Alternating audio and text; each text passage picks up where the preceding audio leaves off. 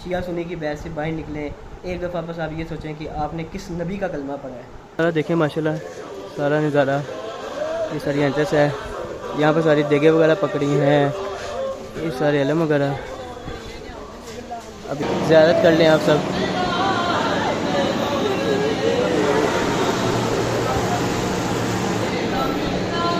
माशाल्लाह कितना प्यारा है ये।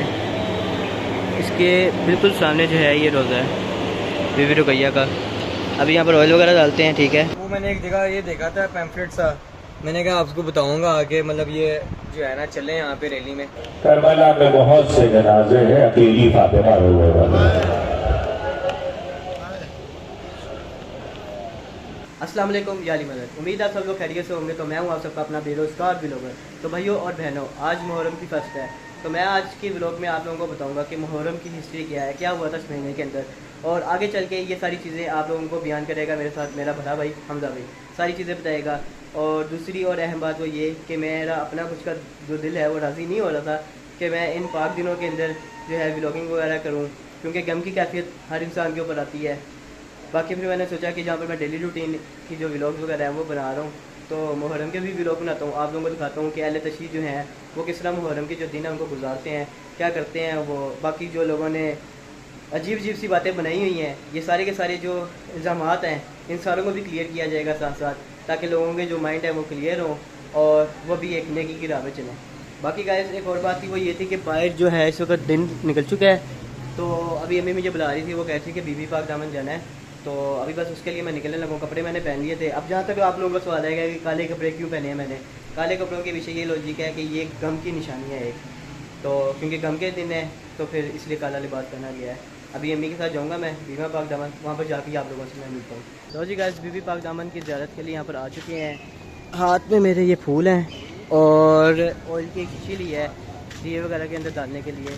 बाकी यहाँ पर ये देखें सारा बाज़ार है, यहाँ से हर किस्म की चीज़ मिल जाएगी आपको। ये देखें माशाल्लाह से, ये गाड़ी में लटकाने के लिए जंजीरें हैं कुछ, और ये सर पे बांधने के लिए जिस पे लब्बैक या हुसैन लिखा हुआ है। यहाँ से आपने कोई अगर अलम लेना है अपने घर में लगाने के लिए तो वो भी मिल जाएगा। ये देखें माशाल्लाह, ये कितने प्यारे प्यारे अलम हैं। ये देखें ये वाला अलम। तो खैर अभी अम्मी जो है वो आगे चले गई हैं, अभी उनके पास जाता हूँ और फिर आगे जाके सारा आपको नज़ारा दिखाता हूँ। बीबी पाक दामन में एंट्री कर ली है और ये आप सारा देखें माशाल्लाह, सारा नज़ारा, ये सारी एंट्रेंस है, यहाँ पर सारी देगे वगैरह पकड़ी हैं, ये सारे अलम वगैरह। अभी मैं ये सारी आपको गली दिखा रहा हूँ जिस गली में हम चलते हैं।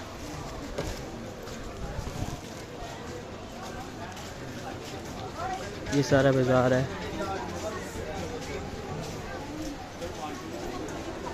कि माशाल्लाह इन्होंने बहुत ज़्यादा प्यारा बना दिया है।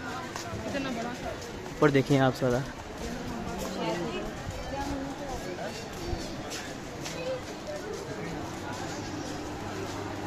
माशाल्लाह। सामने देखें लाइट्स ऑन हो चुकी हैं। अभी अंदर जाऊंगा, अंदर जाके भी सब दिखाऊंगा, पहले आप बाहर से सारा देख लें।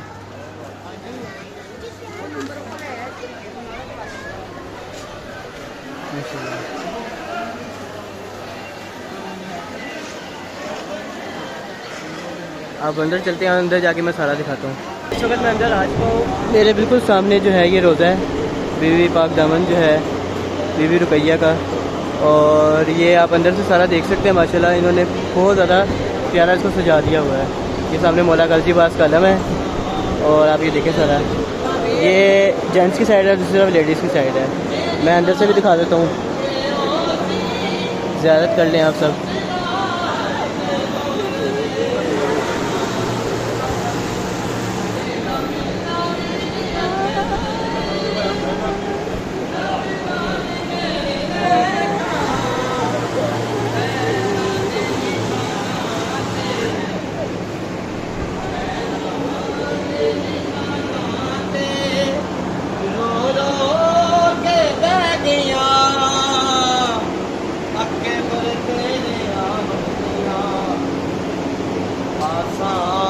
ही रह गया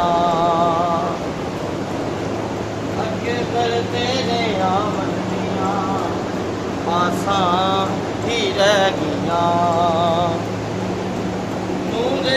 यहाँ पर माशाल्लाह सारे दिए लगे हुए हैं लाइन के अंदर। यहाँ पर अभी मैं ऑयल डालूँगा। और ये देखें गाज़ीबास का जो पंजा है माशाल्लाह से इतना प्यारा बनाया हुआ इन्होंने ये। और ये देखें अलम मुबारक माशाल्लाह कितना प्यारा है ये। इसके बिल्कुल सामने जो है ये रोज़ा है बीबी रुकैया का। अभी यहाँ पर ऑयल वगैरह डालते हैं, ठीक है। और हाथ में ये फूल हैं, ये भी अलम के पास सारे मैं डाल दूँगा इस जगह पे, सेम जैसे यहाँ पर लोगों ने डाले हुए हैं। तो इस वक्त मैं बिल्कुल रोज़े के सामने बैठा हुआ हूँ और आप सबके लिए भी मेरे दिल से जो है वो दुआ निकल रही है कि अल्लाह जितने भी मोमिन हैं और मोमिनात हैं उनकी दिल की जो मुरादें हैं वो पूरी करे। जो जो मुश्किलात में है अल्लाह उनकी मुश्किलात को दूर फरमाए। अहले बैत के सदक़े में जिन जिन की ख्वाहिश है वो करबला में जाके ज़ियारत करें। मौला इमाम हुसैन और मौला गाज़ीबास का रोज़ा अपनी आंखों से देखें। अल्लाह इनकी ख्वाहिशात को भी पूरा करे। आप लोग भी ज़ियारत करें और आप लोग भी दुआ करें मेरे लिए भी, मेरे हक़ में बेहतर हो सब कुछ। तो ये यहाँ पर देखें ये अलम भी है माशाल्लाह से। मैं एक बार फिर से दिखा देता हूँ, दोबारा ज़ियारत कर लें आप सारी। अभी मैं यहाँ पर थोड़ी देर बैठूँगा, दुआ वगैरह करूँगा और उसके बाद फिर मैं जाऊँगा घर। लो जी गाइस, मैं घर वापस आ चुका हूँ और मैंने आप सबको वहाँ पर ज़ियारत करवाई है बीबी पाक दामन की, जहाँ पर बीबी रुकैया सलामुल्लाह अलैहा का रोज़ा है। और वहाँ पर मैंने मौला गाज़ीबास का अलम भी आपको दिखाया। मैंने बताया कि मैंने वहाँ पर जाके क्या क्या किया है, क्या क्या हम करते हैं हम सब जब जाते हैं। तो खैर अब ये है कि अभी मैं रात का जगा हुआ था, नींद बहुत ज़्यादा आ रही है, अभी सो जाऊँगा मैं। उसके बाद ये है कि नमाज़ के टाइम उठूँगा और उसके बाद कुछ इबादत वगैरह करेंगे, अमाल होते हैं मुहर्रम के, नोहा वगैरह सुनूँगा। जो होगा साथ साथ आप लोगों को दिखाता रहूँगा। बाकी ये है कि हमज़बी भी सो रहा है, हमज़बी जब उठेगा तो हमज़बी से भी सारी मुहर्रम के बारे में डिटेल्स जो हैं वो आप लोगों को बताऊँगा।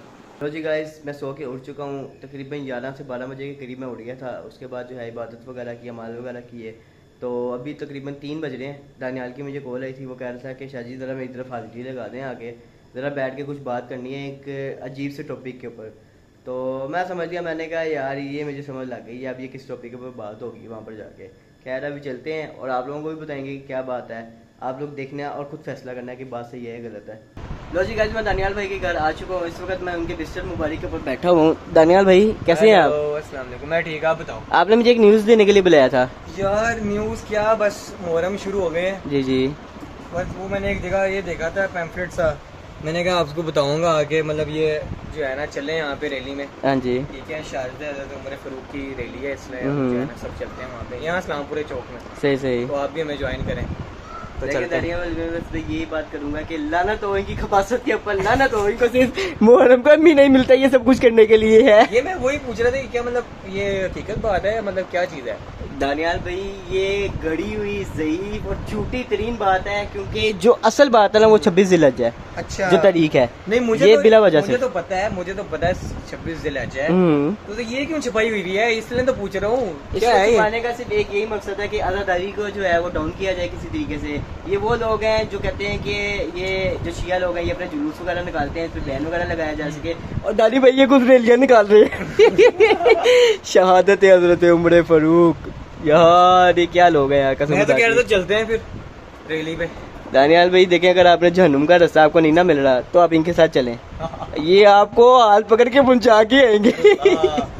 यार मैं ये कहूँगा कि यार प्लीज अवॉइड करें इन सारी चीजों से, ठीक है। और अल्लाह ताला हम सबको हिदायत दे, बेशक, ठीक है। हक और बातिल में जो है ना फर्क बताए, बेशक, ठीक है, बेशक। और देखें आपको खुद नजर आ जाएगा कि हक क्या है और बातिल क्या है। आपको एक एक चीज हर बंदे को सब कुछ पता होता है, सिर्फ ये जानबूझ के जो है ना इस तरह के एजेंडे वगैरह चलाए जाते हैं और इनको सिर्फ मुहर्रम के महीने के अंदर ये सारी चीजें नजर आती हैं। खैर दानियाल भाई जो है वो एक अहले सुन्नत वल जमात से ताल्लुक रखते हैं, लेकिन फिर भी वही सलाम है वो अहले सुन्नत व जमात। अच्छा अच्छा अच्छा, वाले सीन नहीं है, वाले नहीं पढ़ते, वाले तो इनको पढ़ रहे हैं जिन्होंने ये पॉपुलेट कर लिया। खैर बस आप लोगों को ये दिखाना था कि कैसी कैसी खपासत जो है वो लेके आते हैं मुहर्रम के अंदर। 20 लोग हैं ये सारे के सारे, इन्होंने बाज नहीं आना, लेकिन आज़ादारी नहीं रुकेगी, ये ताक़यामत चलती रहेगी इंशाल्लाह इंशाल्लाह इंशाल्लाह। और हमारा पैगाम सिर्फ मोहब्बत, बिल्कुल बेशक। लो जी गाइस, दानियाल की तरफ से मैं वापस आ चुका था। उसके बाद मैं नहाया हूँ ताकि मजलिस में जाना है, तो मजलिस का तकद्दुस होता है कि साफ़ सुथरे हो जाए ताकि आपके साथ बैठा हुआ जो बंदा वो परेशान ना हो बिल्कुल भी। रेडी हो गया हूँ, मजलिस का टाइम हो चुका है। मेरे साथ उसामा भाई भी मौजूद हैं। उसामा भाई कैसे हैं आप? कैसे हैं आप? मैं बिल्कुल ठीक हूँ माशाल्लाह। उसामा भाई जो है ना, उसामा भाई कौन सी फिक्स से ताल्लुक़ रखते हैं आप? मैं मुस्लिम हूँ। माशाल्लाह माशाल्लाह, ये बात है, ये बात, ये असल इन्होंने। मून भी रेडी हो चुका है, ठीक है। अभी हम जाने लगे मजलिस के लिए। भी मैं ऊपर जाके आप लोगों को दिखाता हूँ कि किस तरह वहाँ पर बैठते हैं सारे, और मजलिस का आगाज़ होगा, फिर वो भी दिखाऊँगा आपको। तो जी गाइस, मैं जो है मजलिस रज़ा के पास आ चुका हूँ। तो यहाँ पर मौलाना कमाल हैदर रज़ी जो हैं वो किताब फरमाएंगे। और इस वक्त ये पार्किंग में दिखाता चलूँ, माशाल्लाह से मोमिनीन की जो तादाद है ये अभी फर्स्ट मुहर्रम से ही बहुत ज़्यादा है, और आगे जाके ये और ज़्यादा बढ़ेगी इंशाल्लाह। सारा घर चला गया, सोहरा पे गया।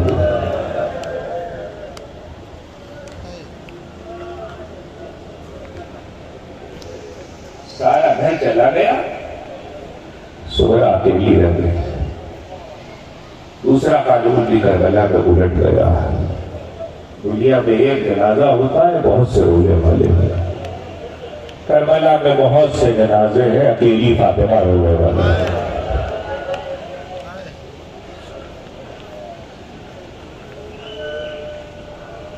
खुदा आपकी आवाजों पर रहमत नाज़िल करे, खुदा आपकी आंखों पर रहमत नाज़िल करे। सैयदा को जैसे आपके आंसू पसंद है, ऐसी गिरिए की बदल आवाजें भी पसंद है। अभी कुछ तफसील अर्ज करके आ रहा हूं थे सादात माह रजब की 28वीं है कि हुसैन इब्न अली ने कूच किया है। ये तो हमेशा सुनते हो और अभी भी जिक्र करके आ रहा।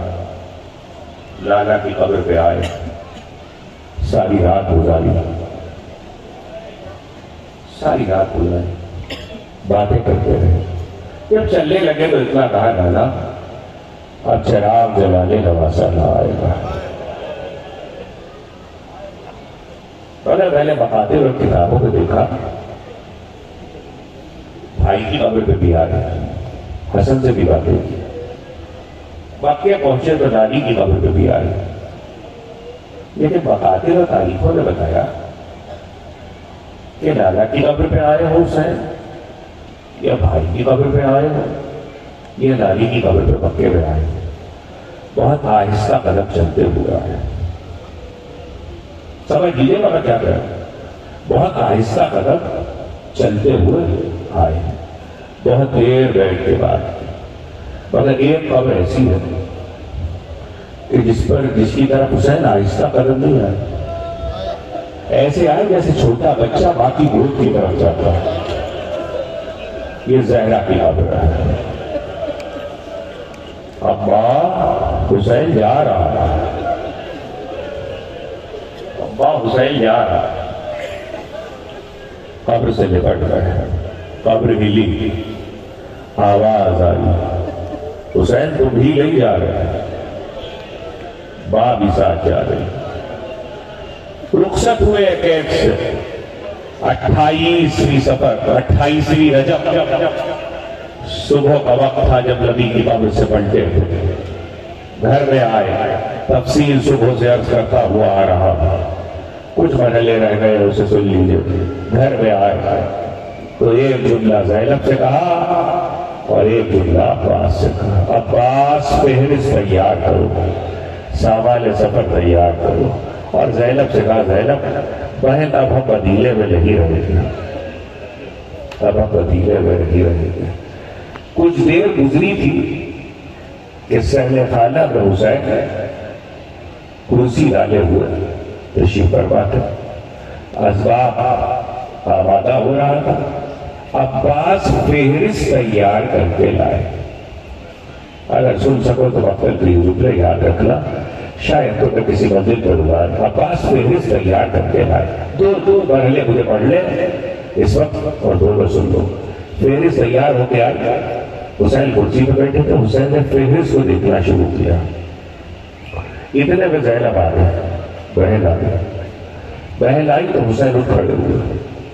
जब बहन आती थी हुसैन ताज़ीम पर उठ जाते थे।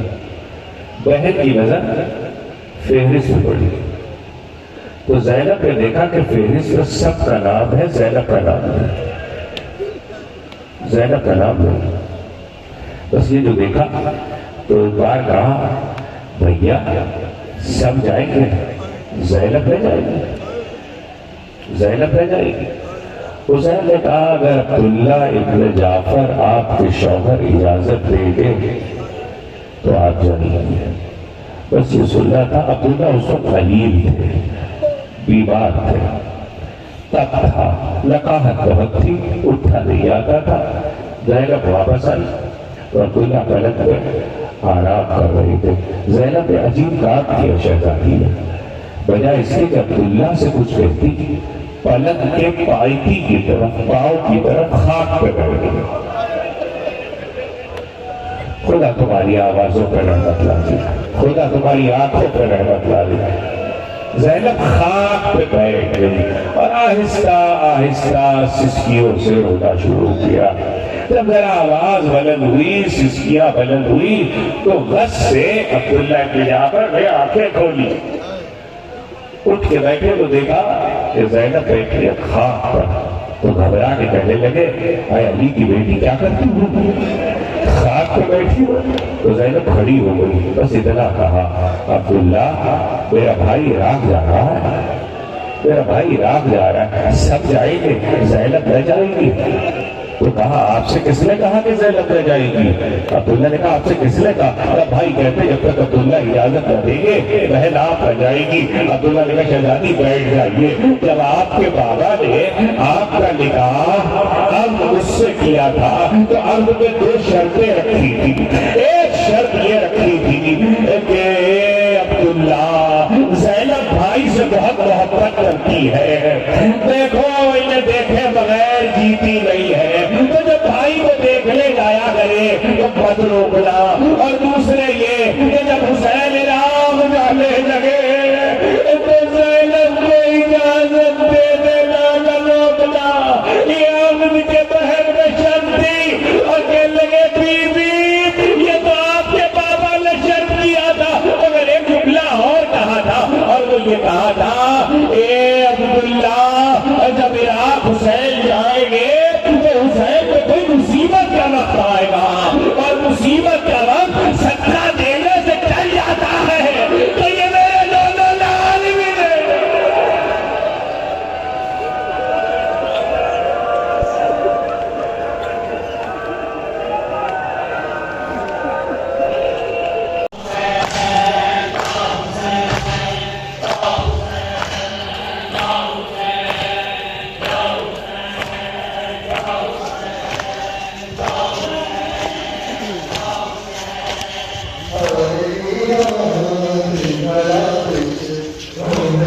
लो जी गाइस, मैं घर वापस आ चुका हूँ। मैंने आपको दिखाया कि मस्जिद अज़ा के अंदर जो मोमिनीन होते हैं, जो अज़ादार होते हैं इमाम हुसैन अलैहिस्सलाम के, वो कैसे बैठते हैं, कैसे मस्जिद को सुनते हैं। वहाँ पर कोई इस तरह का सीन नहीं होता कि कुर्सियाँ बिछाई जाएँ, इस तरह का पूरा निज़ाम रखा जाए। सबके सब अज़ादार ज़मीन पे बैठते हैं और गम का इज़हार करते हैं और गिरिया करते हैं। यही इसी तरह ही सारे अहले तशरीह जो हैं अपना पूरा दिन गुजारते हैं, जैसे मैंने गुजारा है। अभी तो मैंने बहुत कम दिखाया है आपको, मैं बहुत कुछ दिखा सकता था और भी, लेकिन मैं कहता हूँ कि इबादत जो है मेरी वो सिर्फ़ खालिस्तन अल्लाह के लिए है। मैं उसकी वीडियोस वगैरह ना बनाऊँ, बाकी जिस तरह डे स्पेंड करते हैं वो मैंने आपको दिखाया। बाकी जहाँ तक बात थी मुहर्रम की कि मुहर्रम का महीना क्या है, हम सभी अभी घर में नहीं है, नहीं तो हम सभी डिटेल में बताता। मैं आपको इतना बता देता हूँ जितना सबको भी पता है कि मुहर्रम का महीने से पहले मैं एक बात कहूँगा कि आप सब मुसलमान हैं, शिया सुन्नी की बैच से बाहर निकलें। एक दफ़ा बस आप ये सोचें कि आपने किस नबी का कलमा पढ़ा है। आपने जिस नबी का कलमा पढ़ा है उसी नबी की आल को करबला के अंदर शहीद कर दिया गया, ज़िबा कर दिया गया। यहाँ तक कि छोटे बच्चे 6 माह के अली असगर को भी तीर मार दिया गया गले के पास। नहीं बोला जा रहा मेरे से, रोना आ जाता है। ये वाक़या इस तरह का है।